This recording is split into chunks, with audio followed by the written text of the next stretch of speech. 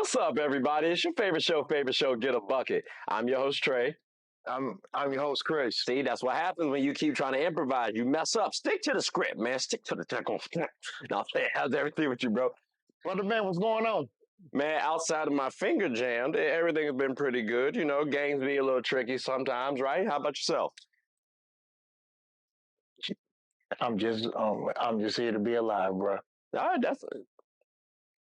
All right, that's cool. Sounding like something personal happened, but we're not gonna talk about it. We're not gonna talk ain't about nothing personal. What we about to do is talk about a little hoops, about a little sports.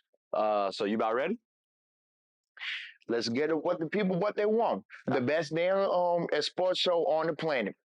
Get it cracking, bro. That's the bet. That's the bet. So let's go ahead and talk about a couple things on today's episode, right? You know, we're going to talk about WNBA All Star, maybe a little Team USA. We never know. It's going to be about women hoop stuff. So let's get on into it, shall we? DC the beat man.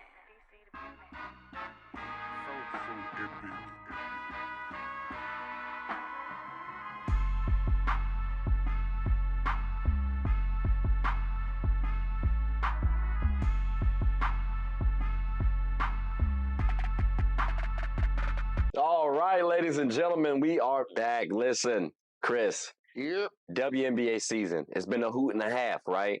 Damn right. Speaking of a half, the first half. Mm-hmm. Was it entertaining to you? It's probably the best entertaining first half of the WNBA in a minute. I mean, a minute. Best entertaining. Okay, so out of curiosity then, who is your most surprising team? And when I say surprising, I mean in a good way. A good way? Mm-hmm. The Fever.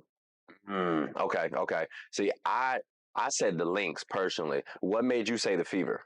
When you have two first number one picks, a generational rookie, and you had a number two overall pick 3 years ago. It took them a minute to like literally gel with like everybody. Same thing with the coach. Like it took them a minute just like to gel and get like everything at cohesion. But like once they got everything like gunning and blowing, man, everything else was like straight coaching. Okay. See, I said the Lynx personally, ladies and gentlemen, right? Excuse me, I don't know why my good gracious. But no, I said the Lynx because, well, Nafisa Collier is the lone all-star on that team, bro. And when I looked at the squad, they were top 2 in points in points differential. Then we had like a top 5 defense. Yep. So when I look at this squad, that was the most surprising. Before the season started, I kind of surprised myself with my own methodology, and it had the Lynx as a number 4 seed. You did, and I was quite surprised to the point that I almost ended up moving them. But the fact that they exceeded those expectations. They got to be my most surprising team. I agree with you. Because I understand you on the Fever, right? They have done well over the last 3 years in terms of draft picks. And we've talked about WNBA teams drafting back-to-back number 1. Eventually, that's going to breed success, right? I didn't have y'all as my surprise team only because I expected that. You know what I'm saying? But it seems like, you know, they both exceeded our expectations. How about some teams that did not exceed our expectations? Who's your most disappointing team? I don't know what it is, bro. I don't know what it is, bro. Cowboys and Wings. Something is going on up in Dallas. And I definitely got to say the Wings because, like... Well, why are you saying the Wings? That's crazy. I'll tell you why. Because we both... I don't know about you, but I thought that was going to be a clear-cut playoff team. And they had like a whole lot of injuries going on and stuff like that. But I thought that the role plays was going to step up while the starters was out and they not producing it. So that's why I picked the Wings as my a disappointed team. All right, so that's vicious. I I personally don't have a real team. If I have to choose a squad, it might be the Aces. I understand they had injuries, ladies and gentlemen, right? Chelsea Gray was out, and that's a big piece lost. However, they have three other All Stars on the squad. I would have loved to see a top four seed, maybe even top three, because that was my expectations initially. Mm-hmm. And the fact that we couldn't get top three, really, if you had Chelsea Gray, you should have been number one and number two. But Flat out. because of the injury, I was expecting three or four. Now, I'm nitpicking here because they are kind of tied with the Storm. The Storm have the tiebreaker. Mm-hmm. So I'm kind of nitpicking. It's not like their season's over, but that would be my most disappointing team. Again, we're talking about back-to-back champions. I gotta be a little stricter on those sort of teams, right?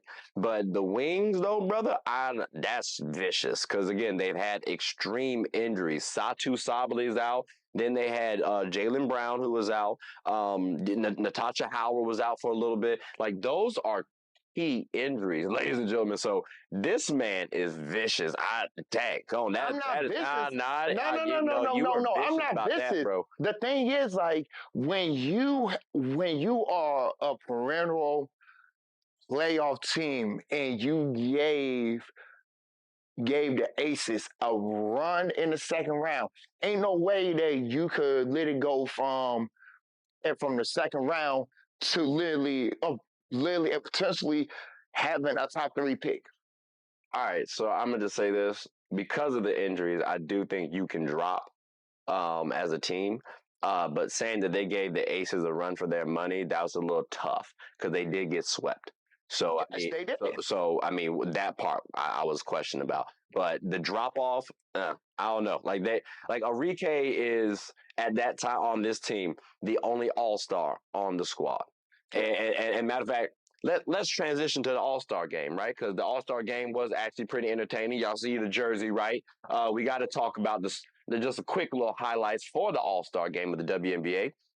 Now, there were 3.44 million views. That's the most in WNBA history. Matter of fact, that's 2 million more than last year's. We also And the got game was sold out. Game was sold out. We also got here Arike Agumbawale, who we were just talking about. She dropped 34 points and 6 assists. Okay. We also got Asia Wilson. She brought in 22 points, 6 rebounds, 3 assists, 3 steals, and 1 block. Brianna Stewart, gave 31 points, 10 rebounds, 3 assists, 1 steal, 1 block. Now for the highlights, right? The people that they really want to focus on. Caitlin Clark and Angel Reese. Caitlin gave 4 points, 10 assists. Pretty good. Almost broke the assist record. And then Angel Reese wasn't too far off from the rebound record. She gave 12 points and 11 rebounds. So there was a lot of entertainment about from this All-Star game. Now, that Wings reference, if we have a Rike Agumbawale dropping 34 and 6 every game, maybe they're a little higher up. And personally, I think they can climb up, but I'm not going to get 34 and 6 from Enrique every single night. So just as the one All-Star on the squad, Natasha's good, but again, she was injured. I think that was a little high expectations. But switching over to the All-Star game, I just wanted to make sure I tied that part. But switching over to the All-Star game, did it meet your expectations? It did. Okay. So who was the biggest? Well, for you personally, who was the biggest storyline? Like, what were you looking to follow the most? I definitely want to see how the how the players that did not get chosen for the USA team, how they was going to go up against the the Olympic game from like start to finish. Okay. Just like And just because I'm saying expectations. So, what were your expectations for that squad that did not make the team that did not make the USA squad? What were your expectations? Did you expect them to win? I expect the Olympic team to win, Mm. but I was shocked that Team WNBA won. Okay, so knowing that they lost Team USA, do you have trepidation now, or do you just tip your cap to Team USA? I mean, to the All Star team for winning that game. Um, I would say no, but it was a good tune-up for the Olympics. So I could say like it's not going to hurt them. Okay, okay. So it's the tip of the cap to the Team Yes. USA then. Okay, that's a bet. That's a bet. Um, what was your biggest takeaway from the game then, if you had to say something? The views, bro. Like the views, the views, the views, the views. So the And views, the increase in views, yes, is what was your biggest takeaway. See, mine, 'cause I like to look at it. I mean, I'm not saying you didn't like to look at the game. The views is definitely a big thing, right? We need more views, more eyes on the WNBA to help it grow as a product, right? But from a game perspective, I noted. I mean, there was a lot of stuff, but I peeped that there were two players with double doubles, yes. and it was Stewie and Angel Reese. Now, we can talk about Caitlin Carr. Okay, she missed shots. Guess what? She missed shots. Like, that happens. It is what it is. She's still going to have a solid future in the WNBA. Matter of fact, we could even be talking about her as the next Sue Bird. They were trying to hint at it during the All Star game, for what I saw. She was chasing her record, right? But with Angel Reese and Breanna Stewart being the lone people getting the double double, I wondered, should we actually consider Angel Reese on the USA team a little bit more? So I remember I brought up De'Erica Hamby. If we needed a replacement for Nafisa College, she should be it. I would consider Angel, because again, that rebounding factor is wonders, and I think that would help out for someone like Asia Wilson and Breanna Stewart. Like, we do, like an additional rebounder is what they need. Like, Brittany don't need no help rebounding, but like, she could. I mean, help helps. Like, it is nice, but those two, they're more so the scorers, right? Brittany's maybe more so the defensive presence for them. But that's what I took away from that. And again, because Team USA is around the same time as USA, or as the All Star game, that's what I was focusing on. But the views, though, the views is definitely important. Like I said, 2 million more than the previous year. Can't go wrong with that. Can't go wrong with that. But now, because we talked about the WNBA All Star game, and we've already talked about some snubs, right? So I don't want to harp on Arike getting snubbed or NECA getting snubbed. Let's focus on the second half then. All right, let's do it.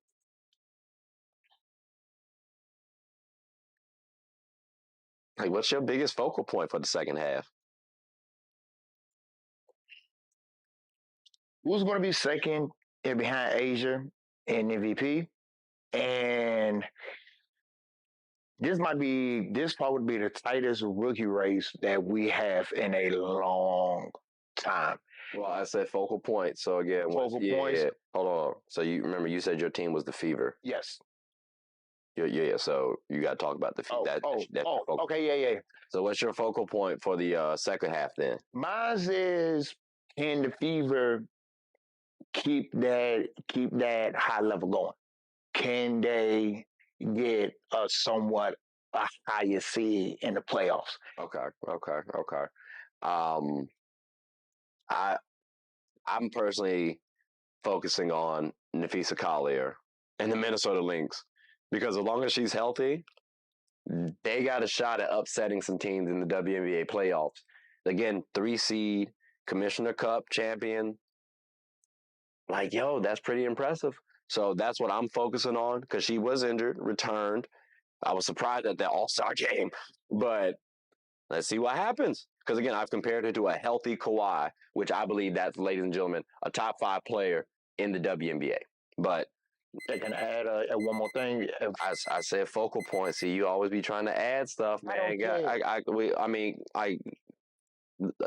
know you heard the buzzer. I know you heard the buzzer. Like, oh my God, is it quick? It's quick. 10 seconds. Go ahead. What's the Aces is going to do after the All-Star break and after the Olympics? Okay. All right. That's my biggest one. Okay. Well, it has to be your second, because you said one before that. So, whatever. But ladies and gentlemen, boys and girls, hope you all enjoyed that segment. Like I said, the buzzer went off. He wanted to not follow the script per usual, right? But it's okay, because we got back on track. So we're going to let y'all go, take a quick hiatus, pay some bills, and when we come back, got some more hoops to talk about. So hope y'all enjoy it.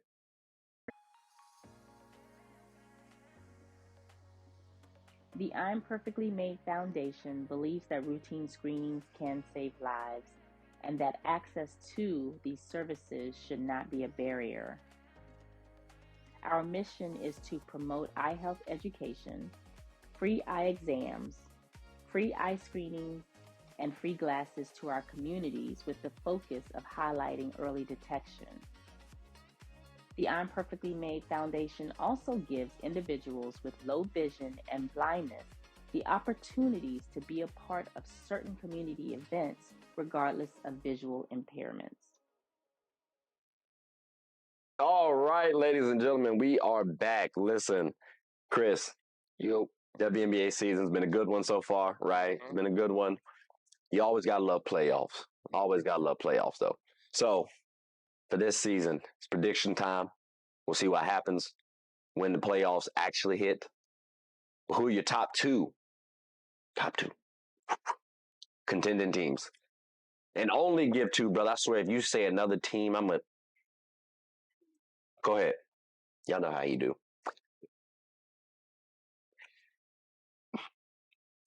The Storm and Aces. Those Okay. are my two teams. Okay. Now, because you saying Storm and Aces, and mine is a little different. I'm saying Storm and Liberty, right? So we on opposite sides. This my camera, brother. That's your camera.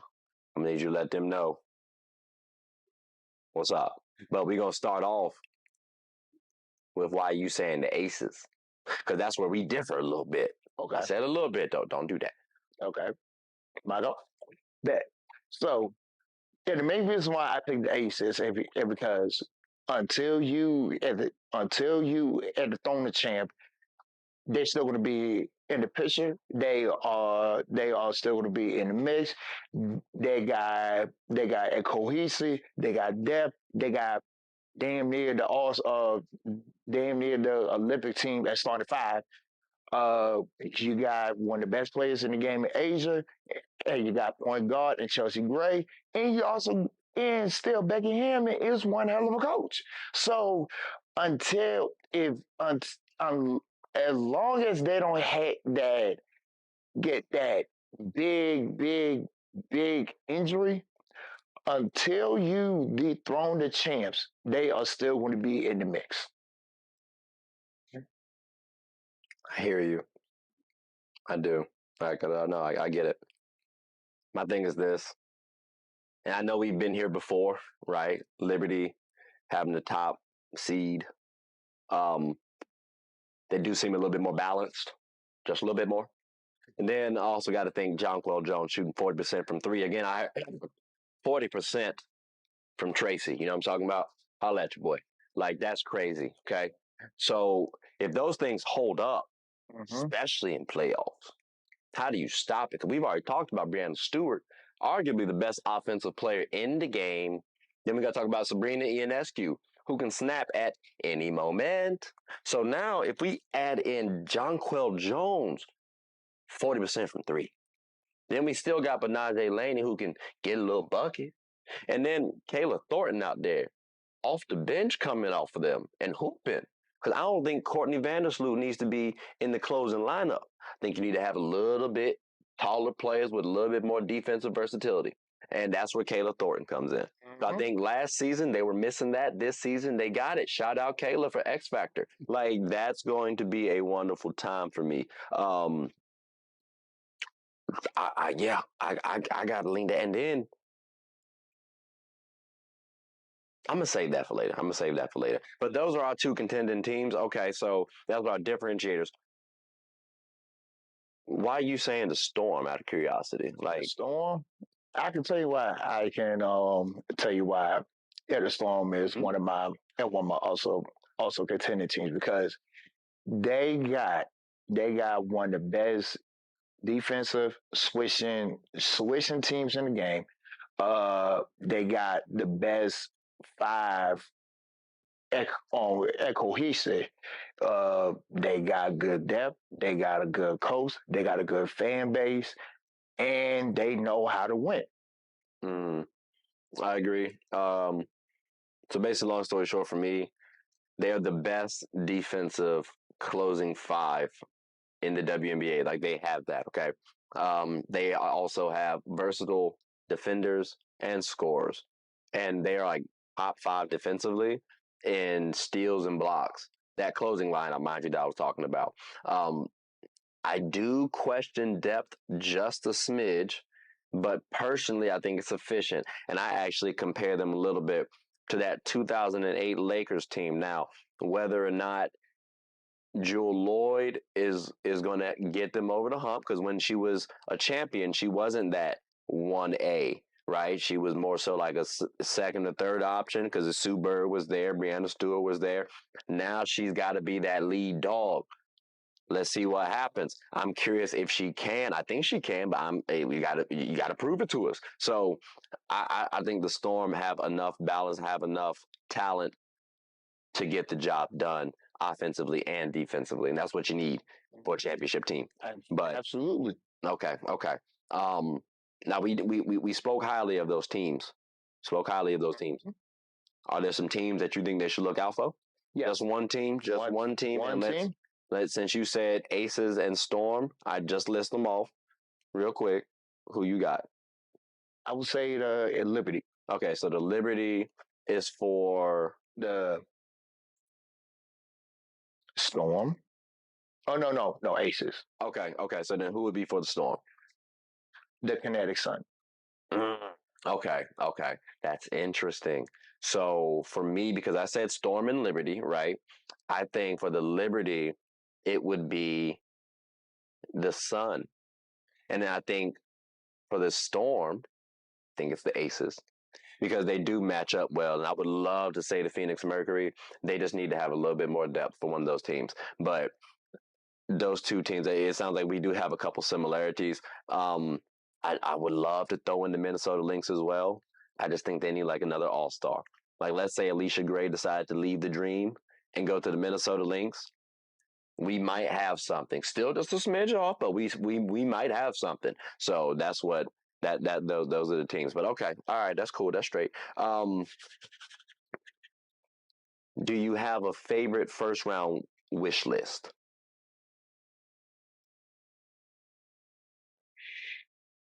Can't give it to me, but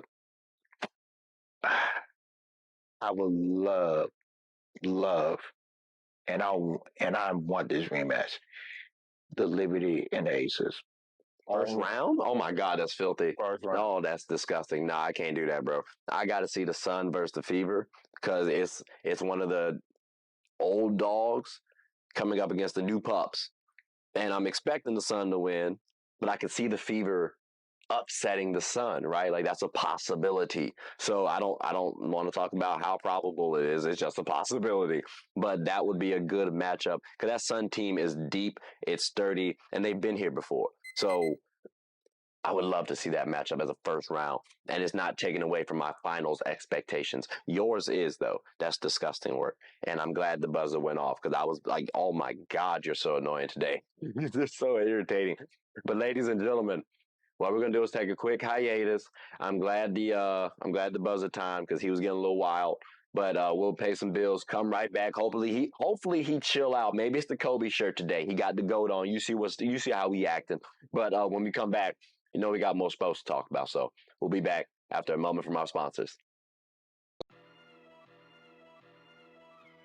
Hooping is an activity that can be enjoyed by all. It's a team game about getting and stopping buckets. Everyone's always rushing to the gold. Well, make sure to rush and watch Team Gold Rush, one of the best teams in the Special Olympics of Virginia. Team Gold Rush even has former NBA All Star participants on the team. Clearly, they've struck gold. Ready to suit up and practice? I know. We talking about practice. Not a game. We talking about practice. Practice still makes perfect. So when the opponent starts hitting their shots, Team Gold Rush can bounce back due to their training. Remember, offense sells tickets and defense wins championships. Watch us get a bucket and rush for the gold. We aim to be that gold standard. So want a team where you can win and have fun? Team Gold Rush is your number one. All right, we are back. Listen, we got to talk about our WNBA award predictions. Like I think it's about that time. I do think it's about that time. It is about that time. So let's give the people what they want. We're not gonna him and haul. Drop your list. What's up, dog? MVP, Asia. Yeah, Defense Player of the Year, Asia. Coach, Stephanie White from the Connecticut Sun. Rookie of the Year, Caitlin. Most Improved, Aaliyah Boston. Six Man of the Year, six Woman of the Year, and Kayla Thornton. Okay. That's some heat. I said for MVP, Nafisa Collier. I said for Depoy, Asia Wilson. Coach of the Year, Cheryl Reeves. Minnesota Lynx, of course. Rookie of the Year, playoff base. Whichever one gets a higher seeding for playoffs, Caitlin Clark or Angel Reese, pick your poison because they have been dominating. But most improved, Dearica Hamby, Sixth Woman of the Year, Jordan Horston. That's my list. Let's rock. So you said Coach of the Year, Stephanie Watts. I mean, the Sun doing pretty well, but what's your main reason for putting Stephanie there? Because like she got one of the best teams in the league. That's all I can say. Like she doing a tremendous she's doing a tremendous job in the first half of the season, and her team keep it up in the second half of the season. That's it. Okay. See, I went Cheryl Reeves because again, that Lynx team is scary, and we've talked about them before. Like their defensive team, they're a top defensive team. They're number 3 in the league currently. Like at the All Star break, and they won the Commissioner Cup. Plus, they boast one of the top 5 players in the game, and no other All Stars. I didn't see it, and I had them at 4th before the season, and I was surprised then. But okay, Sixth Woman of the Year, Kayla Thornton. Yeah, you talked about it. I talked about it a little bit too, so I ain't mad at you, brother. Like, but what's your reason why you picked Kayla over everybody else? Because like she's a secondary point guard on the in Liberty. That's one. Number 2, she averaging 6.8 and close to 7 points per game and shooting 39% from the 3-point line. I mean, hey, you got another sniper on your team, and that could also be a key when it comes into the playoffs. So, if Courtney needs a break, you got another sniper on the team. So I'm gonna give you this. Kayla was on my list, right? But I went Jordan Horston, ladies and gentlemen, because Jordan is part of that defensive closing lineup that I was talking about for the Storm, where that's the best starting line or closing lineup defensively. Then you also got to think, well, she bringing in about 8 points, 5 rebounds, 2 assists, 1 steal. Like that's disgusting work, and playing good minutes too, by the way. And is only a sophomore, so she's gonna get better. Second year, I gotta talk about, you know what I'm saying? Like Jordan was my candidate, but I'm not mad at you for Kayla because she was on my list. Now we gotta talk about MIP, brother. This is where I'm a little surprised, a little hurt. You talk about those. I said Aaliyah Boston. Here's why.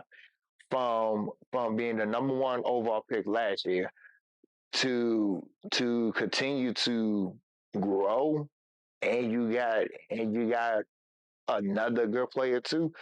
To me, like even though she don't have the numbers she had from her rookie year, but she's still doing a tremendous job in my eyes. So I get you. I just think Dearica Hamby from our Sparks, so I'm hurt. I think she's done a better job. If you look at statistically, biggest jump. We know what she could do, right? On the Aces, she was playing her role. That team was pretty stout. I wasn't expecting this level of production that she's given us. So when we're talking about her and in my most improved, again, statistically, there's nobody better. And offensively, she's been anchoring our team. Defensively, she's been one of the anchors of our team. All-star for a reason. But I guess I hear you on most improved. I guess but I He mean, didn't like always, but rookie whatever. rookie of the year. Ironically, you said Caitlin Clark, Yes. which is why I don't think Aaliyah Boston deserves MIP. But talk about Caitlin Clark for your rookie of the year. Like, why is she over everybody else, not just Angel?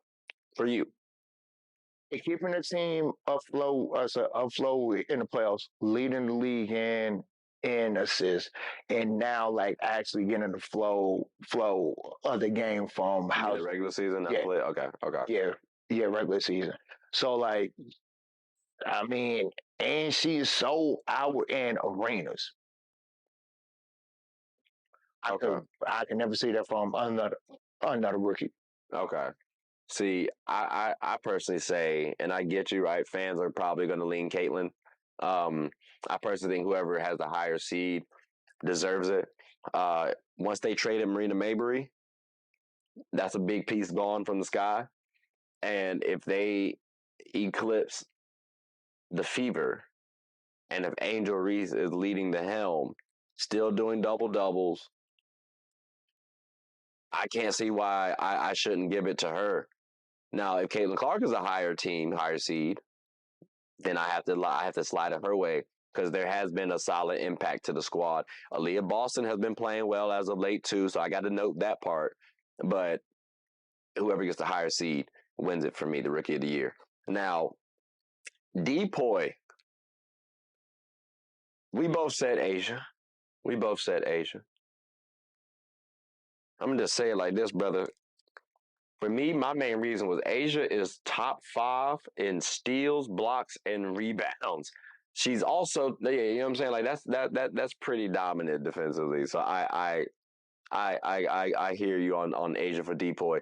What Just go ahead. that was it for you? Go ahead. All right, that's a bet. That's a bet. So this is where we differ a little bit, right? And I said a little bit, but for MVP, why did you say Asia over everybody else? Asia is having one of the best seasons of all time. Like leading league in score and like you said, top 5 in rebounds, steals, and blocks, and still keeping her team in a contending way. So I mean, it is going to be cool to see who's going to be second place. So I personally think it should be Asia Wilson for second place because when I look at value in the WNBA, the Aces have 2 other All Stars on their squad, even with Chelsea Gray injured. And Jackie Young is all WNBA caliber. Nafisa Collier on the Minnesota Lynx got nobody All Star wise. Her team is solid, don't get me wrong. All Star wise, though, it get a little tricky. So for me, I'm thinking value, it makes sense to add Nafisa Collier because she's top 5 in scoring. She's top 5 in rebounds. She's top 5 in steals. And when I look at her supporting cast in comparison to Asia's, boom, it leans Nafisa for me. And on top of that, they won the Commissioner Cup. They're a higher seed. They're where they are my expectations for the Aces, even with Chelsea Gray's injury. So I think Nafisa Collier for that MVP slot.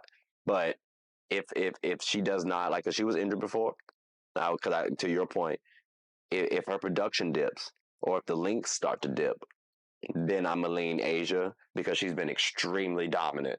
But the Lynx have to continue their success for me to give Nafisa Collier that MVP award. So I'm there with you as long as Nafisa Collier don't slip in them. But all right, that's a bet. That's a bet. Well, I mean, the buzzer did just go off, unfortunately. But we talked about a good couple of hoops. So let's see how these predictions go. We may give one more final prediction, right? If anything changes at the end of the season. But I feel pretty good about my predictions personally. So how about yourself? I feel good. All right, that's a bet. That's a bet. Well, let's see what happens later on down the road. But for right now, ladies and gentlemen, we're going to take a quick little hiatus, pay some bills, come right back. And when we do, we got more sports to talk about, a little more hoops. So hope y'all enjoy it. We'll be right back. Sports is one of the few things that genuinely connects us together. Whether with coworkers, friends, family, we all love the entertainment. Well, here on Get a Bucket, my goal is to talk about sports and its cultural impact. The WNBA, for example.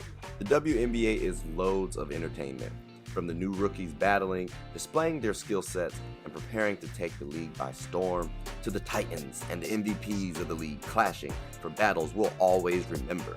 From imagining the soon-to-be possibilities, to admiring and treasuring the finales. Get a Bucket is a platform where other sports analysts, hoopers, coaches, and fans of the show come and talk about the WNBA, both negatives and positive. So if you haven't, take a quick peek. At the very least, you'll have a good time. Remember, sports is one of the few things that genuinely connects us together. So please, tune in and stay connected. All right, we are back, ladies and gentlemen. Listen, WNBA's future. It looks kind of bright. Looks fairly bright.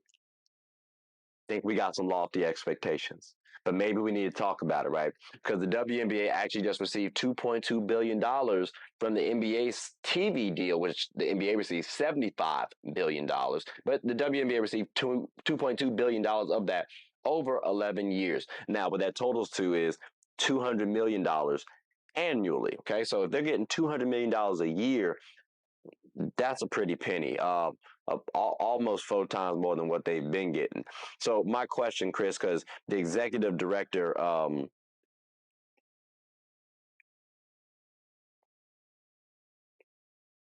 Terry Jackson, she actually said that's unfair. Like that evaluation, that $2.2 billion evaluation is unfair. And the one thing is, after 3 seasons, they can reevaluate and possibly get more money. What's your thoughts? I agree. I agree with the VP. Like, it's unfair because like the league is still growing. Like, we appreciate the TV deal and stuff like that, but like we got two brand new teams coming, so the league is still growing as a whole. I get that. I get that too. My thing is, I would be there with you and Terry. No disrespect, too. But after the 3rd season, you get to reevaluate. So that means you can get more money. And that's my thing. I think it's fair. If you think the number's low, the overall number, fine. Because out of $75 billion, 2.2 is a small size. Like I think 10% of that would have been cool. Like 8%, like that would have been straight. You know what I'm saying? But maybe we need to see a little bit more from the WNBA because this has been a successful season. In my eyes, there have been a lot of successful seasons. To the casual fan, though, it's the first one. So I think we got to put more product out there, which it's been a wonderful rookie class led by Caitlin and Angel, right? They've been helping out the market.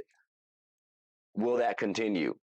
Do we need to see more rookies into the game the way Caitlin Clark and Angel Reese did? And have Angel Reese and Caitlin Clark set the bar too high? Like, what's your thoughts on Angel and Caitlin setting the bar too high for the rookies? First question, they Oh, I mean that part, just the Angel and Caitlin. okay. Yeah, what's your thoughts on that part? They set the bar high. Is it too high though? Is it too high for the other rookies now? It's definitely too high. Okay, because when the rookies are coming in, you are going to need views. You are going to need eyes on them. So someone like Paige Beckers, Mm-hmm. do you expect folks not to pay attention to Paige next season? No, like they know who Paige is. Okay. It's just the point. It's just the fact. Can Paige eclipse what Angel and Caitlin do next year? I don't know about eclipse. I think she has to at least be on par, but I That's what I wonder. meant, like, But on I par. wonder though what that means because there's no guarantee she can be a WNBA All Star next season. Depends on the situation. I think she has the talent, but it depends on the situation too. So it's gonna be interesting. I personally think the WNBA again has a bright future. You got Caitlin, I mean, you got Paige, you got Juju, you got AZ Fudd. Like you got a bunch of players that are out there that are coming into the league. But now, what about if player or people are starting to wonder about our winter league idea, right? Because you were talking about earlier. Matter of fact, bring it up. What you were talking about? So like if you are a top 50 high school women's player, and like you want to field a college route, but you don't want to go to college, they can talk about a winter league for for the high school girls, because that can give you experience, being coached by like actual real college coaches. They can give you tips, and like if college rock don't fit you, you can go overseas, where overseas can make millions and millions of dollars too. Yeah. Now, NCAA players must be a graduating senior, right? And they Mm-hmm. got to be 22 years of age. I'm curious if they're offered the opportunity to go from high school to that G League winter league option that we're talking about. What does that do? One, for their marketability, their drafting, because yeah, you're going up against other talent, right? Let's say we're bringing in overseas players who want to play, or maybe players who got cut from the WNBA. You're going up against that talent. You are getting better, yes. How long are you going to stay there, though, too? Because there's a confidence factor that you gain in college versus if you have to go up against G leaguers or adult players who are hungry. And I mean, not everyone's built for that, too. But it is a risk, because financially you also got to weigh, okay, well, would I get more from an NIL as opposed to going here? So I think once the Winter League establishes at least a paycheck or some sort of marketing revenue that they can gain from that, that will become really entertaining. But for right now, for high school players, but for right now, I think it'll be more so for the players who were cut, overseas players who maybe want to get more exposure by the WNBA, stuff like that. I think that's who it'll attract initially. But I would love to see a high school player feeling like they have it and coming out of college and can be that girl. I would love to see that. Personally, I think someone like Paige would have done that. Paige Beckers had that dog in her. So I think she would have. Maya Moore doing that. Candace Parker doing that. That would have been lovely. We see them earlier too. Mm-hmm. Physicality might be the only question mark if when they get into the WNBA, but maybe they improve that body wise when they go to the Winter League as well. So, but I think the expectations of the WNBA is high, and that's why I say again, going back to our original point, I don't think it's unfair to get the deal they got, especially after 3 seasons. You can reevaluate. But I know you say you think you think it's unfair, and I respect that. I respect that too. Now, I mean, did you have anything you want to say before we close up shop? Because I mean, I mean about this topic, because like the buzzer went off, so I didn't know if you want to say something real quick. Okay, that's a bet. That's a bet. Well, look, ladies and gentlemen, boys and girls, that's about all the time we have for the show. So I mean, hope you all enjoyed it. I mean, did you have anything you want to say before we actually end the episode now? Good shit today, bro. Good stuff, my boy. Good shit. Well, ladies and gentlemen, please like, subscribe, comment, tell anyone about the show. My name is Trey. I'm your boy Chris. We're the host of Get a Bucket. Hope you all have a good one. Take care.